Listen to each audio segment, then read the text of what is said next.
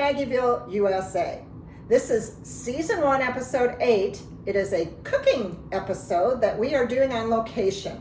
We are at Teresa's house. Teresa is a very good friend of mine, and she has welcomed me into her kitchen.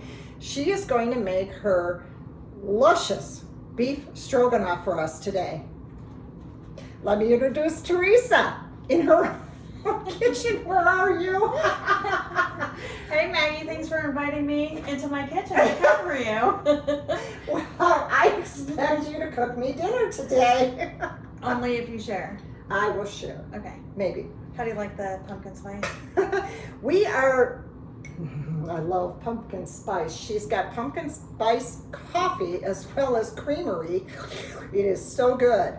It is fall here already in Colorado. It's the 1st of September and the nights are cool. They're in the 50s and 60s and the leaves are changing. And this is Teresa's favorite time of the year, introducing fall and then going into the holidays. So this is one of those feel-good recipes. And she's gonna make the beef stroganoff for us today. Good. Go ahead and introduce what everybody needs. All right, so we are going to take about 1.5 to 2 pounds of round steak. And we are going to have 2 cups of butter. 2 sticks of butter. 2 sticks of butter. You're so funny. Oh, yes, our coffee is spiced. Yes, it's spiced. 2 sticks of butter, which is 16 tablespoons. Okay, we are restarting. No, we're not. Okay, so we've got 3 cans of button mushrooms, and these are 4 ounces. You can go ahead and add more if you like mushrooms, and if you hate them, just simply don't put them in. We are going to have 16 ounces of sour cream. I do about 5 to 7 bouillon cubes, cornstarch to thicken. You're going to use 5 to 7 garlic cloves, 1 onion, which is about a cup of onion, and you're going to want to use extra wide or extra broad egg noodles. And my mouth is already watering. It's so good. I'm licking my I cannot lips. wait to eat this. I think we might have to have this for lunch, not dinner. I think so. I've had her beef stroganoff many times, and she's so sweet to share her recipe with us. And again, my mouth is watering and I can't wait to eat. So we're gonna sign off for a bit while we get everything prepped, and we shall be right back. Bye. We're back. Like magic, I have everything already chopped up. So what we're gonna do is we're gonna add a stick of butter to our saute pan. And we are going to add the mushrooms, the onion, and the garlic. And we are going to saute that all up until the onions are about see-through. So we'll have that going in that pot. And then in this other pot, I'm going to have a stick of butter. Again, we love butter. Don't use margarine, it's not gonna taste that great. We're gonna do our round steak in there. And I went ahead and I left a little bit of round steak because you're gonna want to go ahead and you're gonna wanna cut against the grain. And so see how the grain is this way? You don't wanna cut this way on it. You wanna go ahead and you wanna go against it because that's gonna help make your meat more tender. So we'll go ahead and just slice up the rest of that so you can see.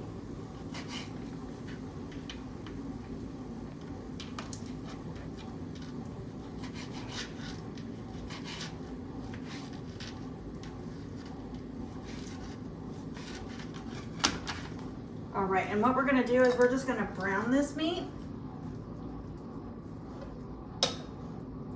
Okay, so our meat is just about browned enough as it is. It doesn't need to be cooked all the way through. And our veggies are all ready to go as well. So what we're gonna do is we're gonna turn off this burner. We're gonna go ahead and we're gonna add the meat to this mixture. And then we are going to add 2 cups of water. And we're gonna add about 6 chicken bouillon cubes. And then we're gonna go ahead and we're gonna bring that to a boil.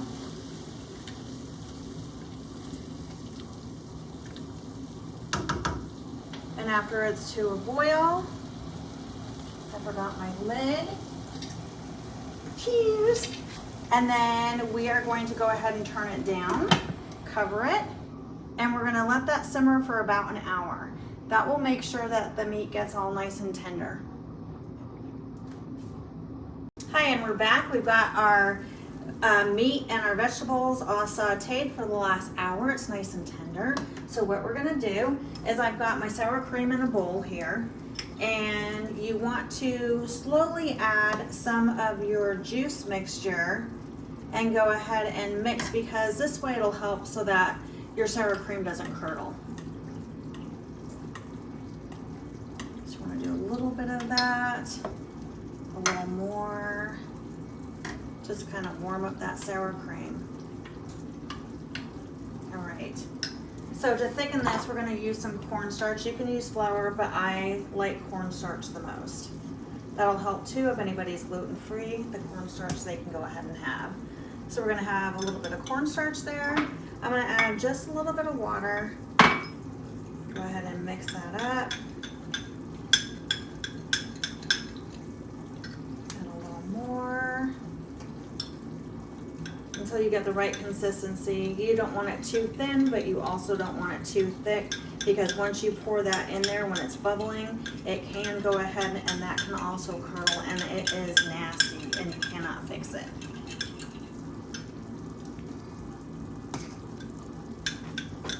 Okay, so we're good to go here. I'm gonna go ahead and I'm gonna add this sour cream mixture now.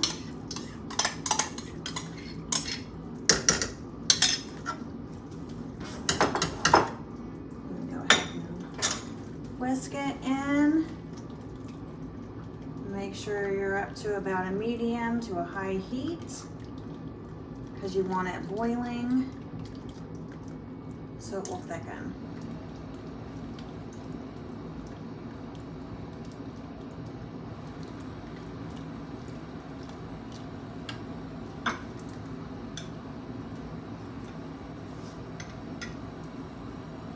We're just going to pour in slowly and start whisking.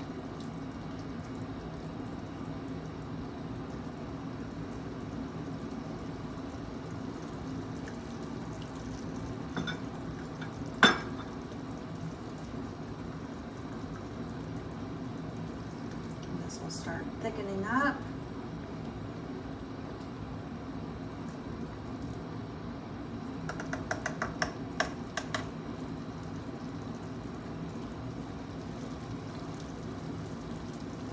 Okay, and it's nice and thick, and then we're gonna go ahead and we're gonna plate.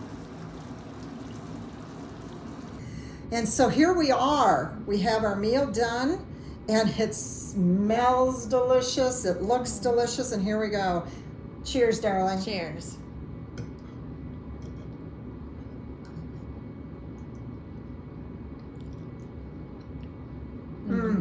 Delicious.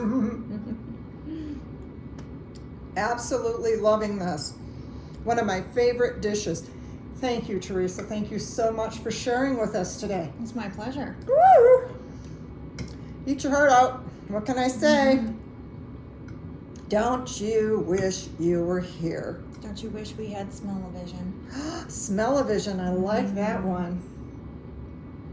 So, until next time, try this recipe out. I'm quite certain your family will thoroughly enjoy it.